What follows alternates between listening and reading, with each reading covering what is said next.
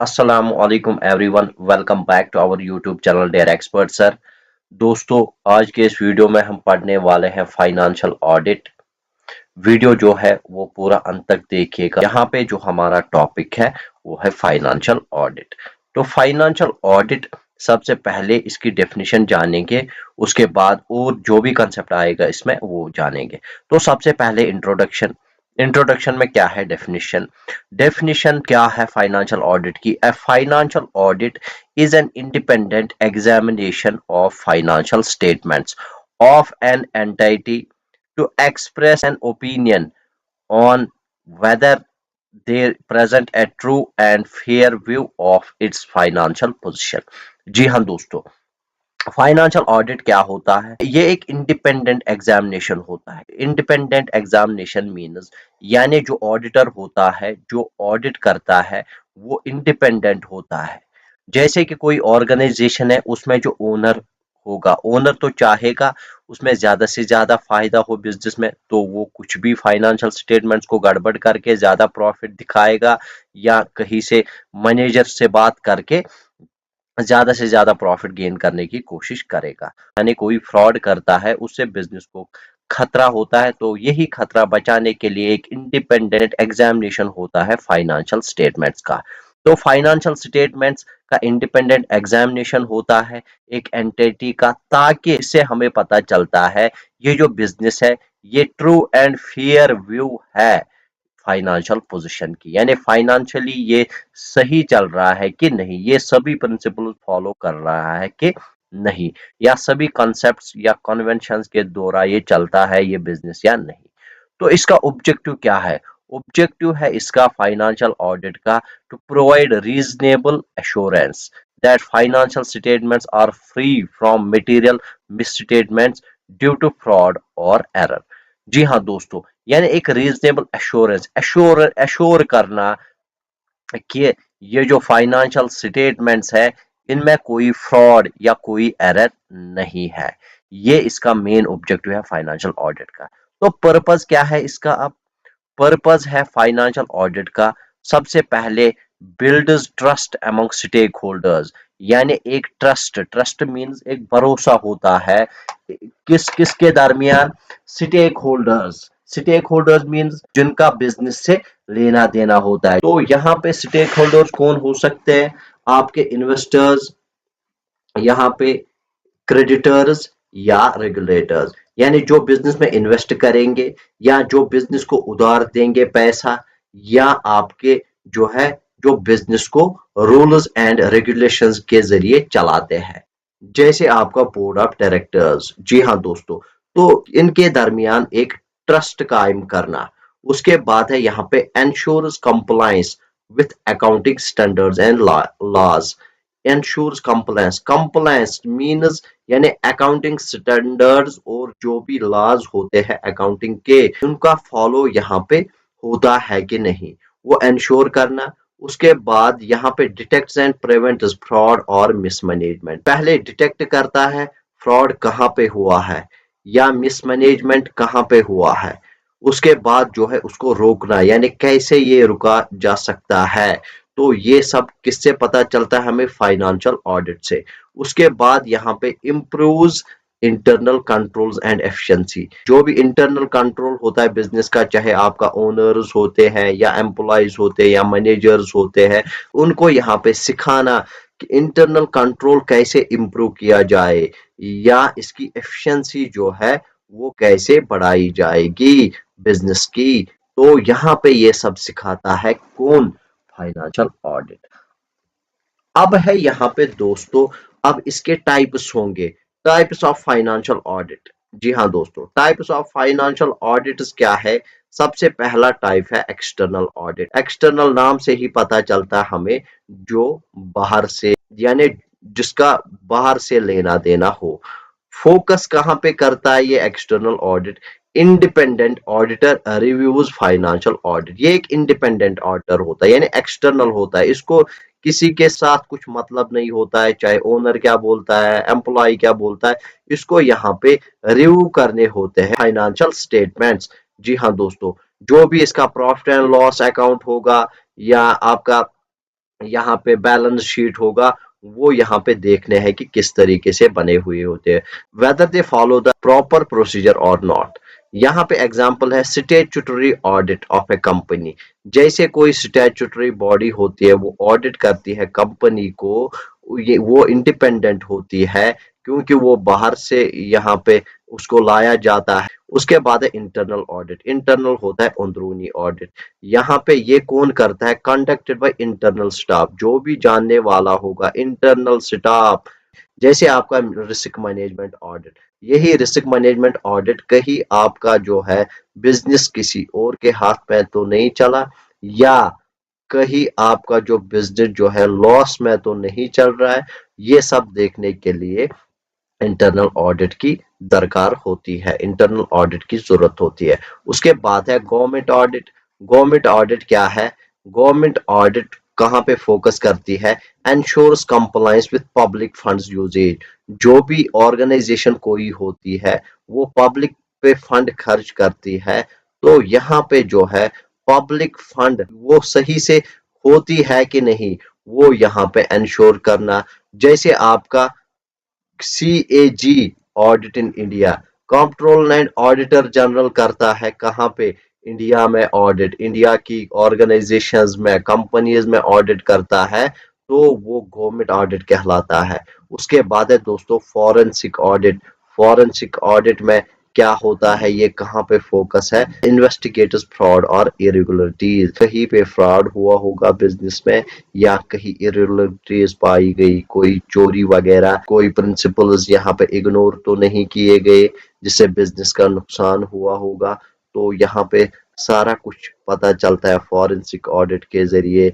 जैसे बैंक्स पे फ्रॉड होते हैं, वो डिटेक्ट करना यहाँ पे किसका काम है? फॉरेंसिक ऑडिट का काम। दोस्तों अब है ऑडिट प्रोसेस। ये जो ऑडिट प्रोसेस है, यहाँ पे इसके कितने स्टेप्स हैं और कैसे की जाती है।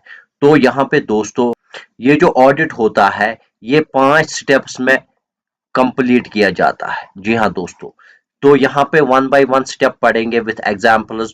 तो सबसे पहला जो स्टेप है वो है प्लानिंग द ऑडिट। जी हाँ दोस्तों, प्लानिंग करना ऑडिट की। क्या मतलब इसका? यहाँ पे एक्सप्लेनेशन भी दी है। Auditor set objectives. ऑडिटर जो है वो ऑब्जेक्टिव सेट करते हैं। Understand the clients business. Clients जो है उसका बिजनेस पहले सेटअप में प्लान जब करते हैं, पहले क्या करते हैं? ऑब्जेक्टिव सेट करते हैं, उसके बाद जो है क्लाइंट का बिजनेस समझते हैं, और लास्ट में क्या है, फिर करते हैं यहाँ पे decide where areas to focus on. कौन से एरियाज पे हमें फोकस करना है, ये प्लानिंग में सारा कुछ खेल चलता है। एग्जाम्पल है यहाँ पे दोस्तों, इफ ऑडिटिंग शोएब ट्रेडर्स, अगर कोई शोएब ट्रेडर्स को ऑडिट करता है, यहाँ पे the auditor reviews last years accounts. Auditor क्या करेगा प्लानिंग में? ऑडिटर करेगा आपका लास्ट ईयर अकाउंट्स जो है वो रिव्यू करेगा, वो फिर से दोबारा देखेगा, और फिर उसके बाद आइडेंटिफाइज हाई रिस्क एरियाज, और वहां पे देखेगा, आइडेंटिफाई पहचानेगा, जस्ट लाइक आपके कैश ट्रांजैक्शंस। यानी हाई रिस्क होता है कैश ट्रांजैक्शन, कैश का लेना देना किस किस के साथ है, and prepares a checklist. फिर चेक लिस्ट प्रिपेयर करता है कि कहाँ कहाँ पे ये कैश ट्रांजैक्शन करता है। ये होता है सारा प्लानिंग द ऑडिट। उसके बाद है दोस्तों दूसरे नंबर पे क्या होता है? Risk assessment and internal controls. जी हाँ दोस्तों, यहाँ पे एक्सप्लेनेशन क्या है इसकी? Identify risk of misstatement. Identify करना मिस स्टेटमेंट की रिस्क तो नहीं है यहाँ पे, फिर एंड इवेलुएट इंटरनल कंट्रोल, और फिर क्या करता है? इवालुएट करता है उसी के हिसाब से इंटरनल कंट्रोल्स भी। Like approval systems. Approval system means approval कौन देता है, वो यहाँ पे देखता है। या सेग्रीगेशन ऑफ ड्यूटीज, कौन से बंदे को कौन सी ड्यूटी लगाई गई कंपनी में, तो वो यहाँ पे ऑडिटर देखता है। यहाँ पे एक एग्जांपल है, if the company allows one person to both record and approve payments. अगर कोई कंपनी जो है यहाँ पे एक ही बंदे को रिकॉर्ड भी करना होगा, और आपका अप्रूव पेमेंट यानी पेमेंट भी अप्रूव करनी होगी, तो यहाँ पे ये जो है दैट इज ए रिस्क, ये एक बड़ी रिस्क होती है। The auditor notes it, auditor जो है वो नोट करता है, किसमें, risk assessment and internal control में, एंड प्लान्स एक्स्ट्रा टेस्टिंग, और फिर जो है एक्स्ट्रा टेस्टिंग की प्लान करता है, यानी और कहीं पे कुछ तो नहीं हो रहा है वो भी देखता है। ये दूसरा स्टेप है। उसके बाद तीसरे स्टेप में क्या करता है ऑडिटर, तीसरे स्टेप में gathering evidence and testing, evidence इकट्ठे करना और फिर टेस्ट करना। एक्सप्लेनेशन यहाँ पे है आपकी, auditor auditors collect supporting documents like invoices, bank statements and test samples to verify accuracy. जी हाँ दोस्तों, इस सेटअप में, थर्ड सेटअप में क्या करता है ऑडिटर, कलेक्ट करता है supporting document. Supporting documents means मैंने यहाँ पे कोई कैश ट्रांजैक्शन की, cash account debit to bank account, तो ये देखना मुझे, ये जो ट्रांजैक्शन आई इसका कोई वोचर वगैरह है कि नहीं, या कहीं जगह मैंने इनवॉइस क्रिएट किया, कहीं जगह कुछ सेल किया, वो इनवॉइस जो है वो चेक करेंगे कि यहाँ पे इसमें है कि नहीं। तो जब ये देखेगा इनवॉइसेस, बैंक स्टेटमेंट्स, तो सारा कुछ कलेक्ट करेंगे, उनमें से बहुत सारे ऐसे होंगे, उनमें से कुछ उठाएंगे, ये चेक करेंगे ये सही है कि नहीं, यानी ये एक्यूरेट है कि नहीं। तो ये जो है ये तीसरे स्टेप में करेंगे। एग्जाम्पल है यहाँ पे, to check sale, sale check करने के लिए ऑडिटर 20 इनवॉइस उठाएगा, क्योंकि बहुत सारे ऐसे इनवॉइस होंगे, हो सकता है कि 1000, 2000, 3000, 50,000 इनवॉइसेस होंगे, तो उनमें से 20 इनवॉइसेस उठाएगा। तो फिर क्या करेगा, matches them with delivery notes, means जो भी हमने यहाँ पे ट्रांजैक्शन की है उनके साथ या बैंक रिसीट्स के साथ मैच करेगा, ताकि ये वो देख सके ये जेन्युइन है कि नहीं।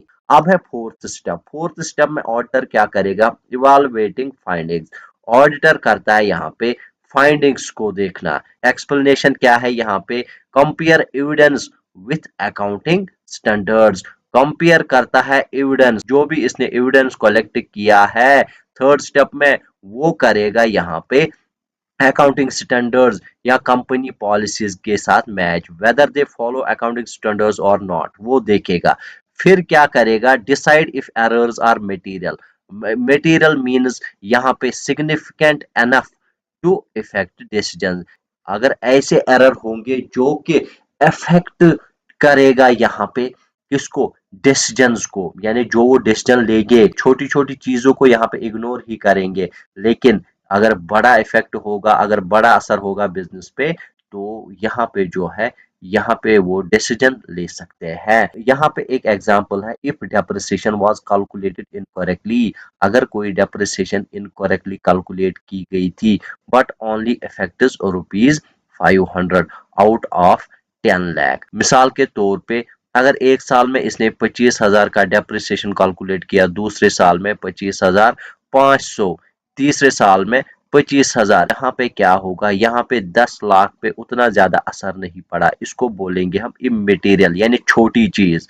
But if GST was misapplied on major sales, अगर जीएसटी कहीं पे आपकी 5% जीएसटी लगानी थी, आपने लगाई 10%, या कहीं पे आपको यहाँ पे 8% लगानी थी, आपने लगाया जीएसटी 18%, तो यहाँ पे क्या है, यहाँ पे ये मटेरियल बन सकता है। कहीं जगह आपने 1 लाख सेल किया होगा, कहीं जगह आपने 2 लाख सेल किया होगा, उसके हिसाब से ये बहुत सारा अमाउंट बनता है, तो ये इफेक्ट करेगा बिजनेस पे।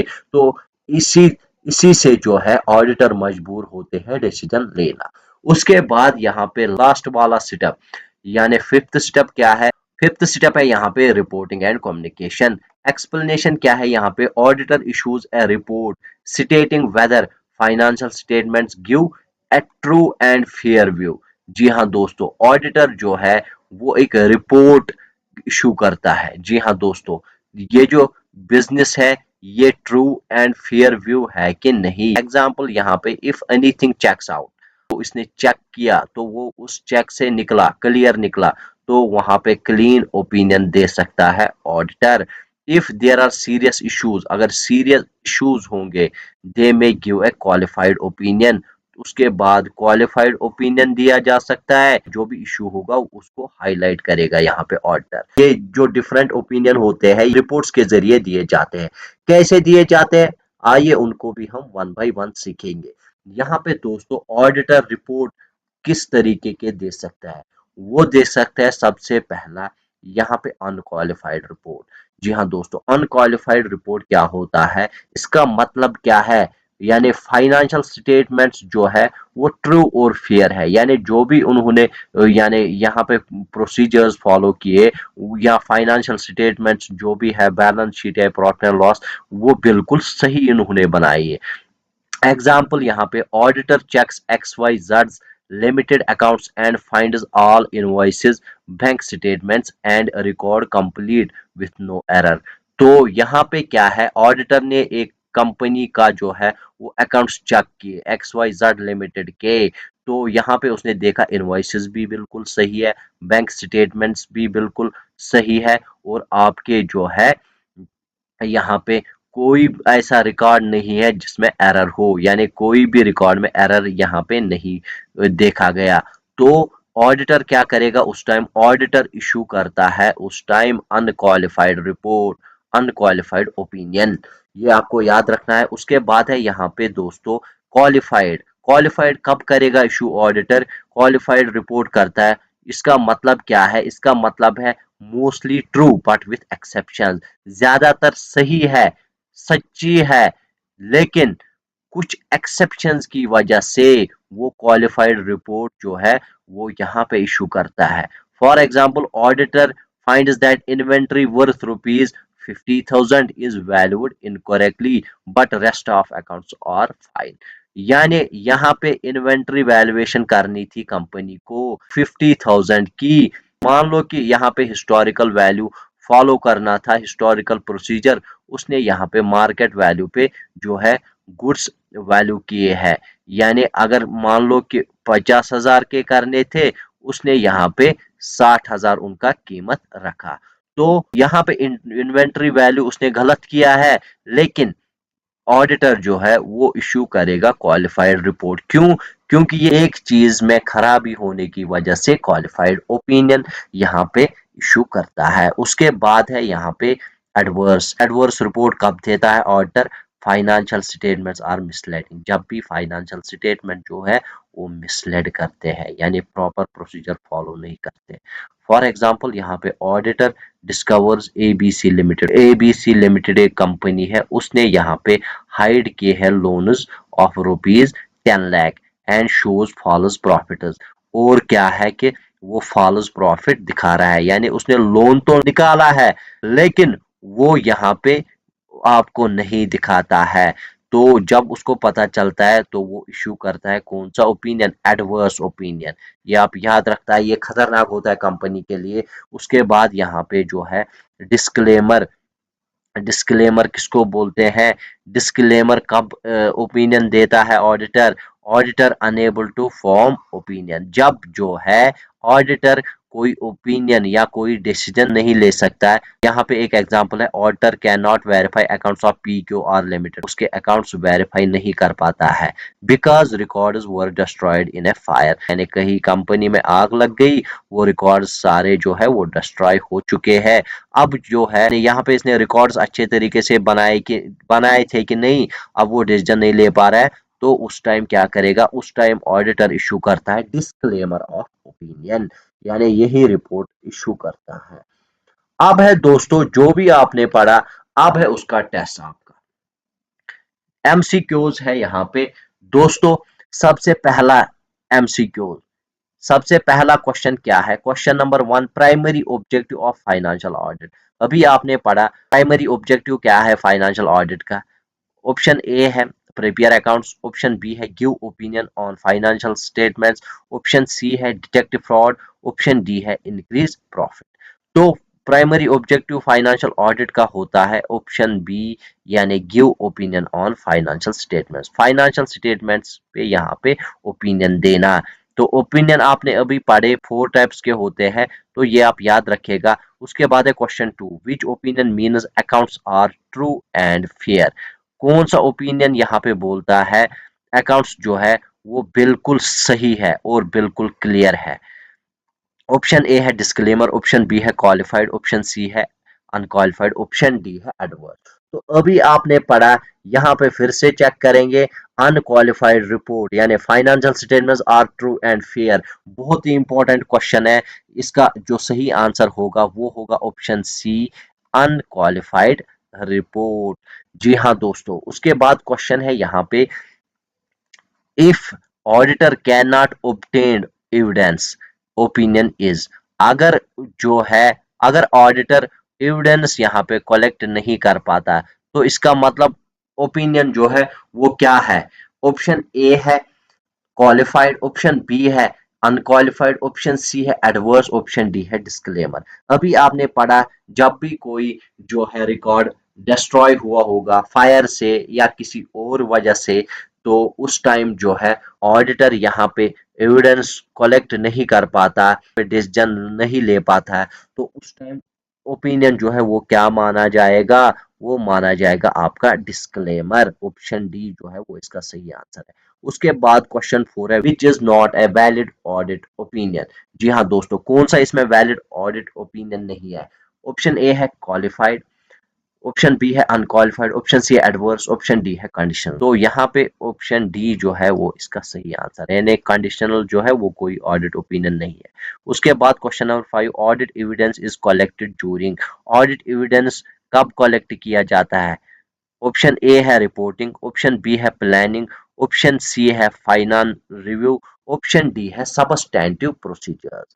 तो अभी आपने पढ़ा है यहाँ पे ऑडिट एविडेंस जो है वो कौन से प्रोसेस में किया जाता है। सबसे पहला यहाँ पे जो है प्लानिंग द ऑडिट में, नो बिल्कुल नहीं। यहाँ पे जो है गैदरिंग एविडेंस एंड टेस्टिंग यानी स्टेप 3 में यहाँ पे ए है रिपोर्टिंग, बी है प्लानिंग, सी है फाइनल रिव्यू और आपका डी है सबस्टेंटिव प्रोसीजर्स, यानी इसको बोला जाता है substantive procedures. B substantive procedures, यहाँ पे यानी सबस्टेंस कोई प्रूफ है आपके पास, सबस्टेंटिव प्रोसीजर्स में यहाँ पे जो है ऑडिट एविडेंस कलेक्ट किया जाता है। उसके बाद है यहाँ पे दोस्तों क्वेश्चन नंबर 6 है, example of substantive procedure, substantive procedure की यहाँ पे क्या एग्जाम्पल है। ऑप्शन ए है अंडरस्टैंडिंग बिजनेस, क्या उसमें अंडरस्टैंडिंग बिजनेस करते हैं। बी है ड्राफ्टिंग रिपोर्ट, क्या रिपोर्ट ड्राफ्ट करते हैं। सी है चेकिंग इनवॉइसेस, इनवॉइस चेक किया जाता है। या डिस्कसिंग विद मैनेजमेंट, या मैनेजमेंट के साथ यहाँ पे डिस्कस किया जाता है। तो सबस्टेंटिव प्रोसीजर मींस कोई प्रूफ होना चाहिए, यानी इनवॉइस जो है वो यहाँ पे चेक करना, यानी सेल हमने की है उसका जो इनवॉइस है वो कहाँ पे है वो देखना, वो सही है कि नहीं। उसके बाद है question number 7, who issues audit report, audit report कौन इशू करता है। ऑप्शन ए है board of directors, option B है मैनेजमेंट, ऑप्शन सी है ऑडिटर, ऑप्शन डी है शेयर होल्डर। जैसा कि अभी आपने पढ़ा ये ऑडिट की बात हो रही है, तो ऑप्शन सी जो है वो इसका सही आंसर होगा। उसके बाद है question 8, which opinion is issued when statements are misleading, जब भी स्टेटमेंट जो है वो मिसलेड करती होगी ऑडिटर को, तो कौन सा यहाँ पे रिपोर्ट इशू करता है ऑडिटर। ऑप्शन ए है क्वालिफाइड, ऑप्शन बी है डिस्क्लेमर, ऑप्शन सी है अनक्वालिफाइड, ऑप्शन डी है एडवर्स। तो जाहिर सी बात है एडवर्स ओपिनियन ही यहाँ पे जो है ऑर्डर इशू करेगा जब स्टेटमेंट जो है वो मिसलेड होगी। तो यहाँ पे देख सकते हैं आप एडवर्स जो है, adverse report financial statements are misleading. तो हमारा आंसर जो है वो बिल्कुल सही है, यानी क्वेश्चन नंबर 8 का ऑप्शन डी एडवर्स जो है वो बिल्कुल सही आंसर है। उसके बाद यहाँ पे क्वेश्चन नंबर 9 है, bank reconciliation checking is part of, cash book और बैंक स्टेटमेंट को यहाँ पे उनको रिकॉन्साइल करना, तो वो यहाँ पे किसका पार्ट है। A planning, B reporting, C internal control testing, D substantive procedures. तो अभी आपने पढ़ा है यहाँ पे बैंक स्टेटमेंट किसमें चेक करते हैं, स्टेप नंबर 3 जो है gathering evidence and testing, gathering evidence mean substantive procedure. जी हाँ दोस्तों, एविडेंस कलेक्ट करना है फिर उनका टेस्ट करना है, उसी को बोलते हैं यहाँ पे सबस्टेंटिव प्रोसीजर्स। तो ऑप्शन डी जो है वो इसका सही आंसर होगा। उसके बाद है question 10, benefit of financial audit. इसका बेनिफिट क्या होगा? अब जो हम फाइनेंशियल ऑडिट करते हैं, इसका असल में कहाँ पे हमारा बेनिफिट होगा? ऑप्शन ए है reduce tax rate, option B है इंक्रीज प्रोडक्शन, ऑप्शन सी है डिटेक्ट फ्रॉड, ऑप्शन डी है इंक्रीज सेल्स। तो हमारा जो है वो कहाँ पे फायदा मिलेगा? यहाँ पे ऑप्शन सी जो है वो इसका सही आंसर होगा, यानी डिटेक्ट फ्रॉड। तो दोस्तों आज के वीडियो में बस इतना ही। अगर आपको वीडियो पसंद आए तो लाइक कर दीजिएगा। Thanks for watching our video.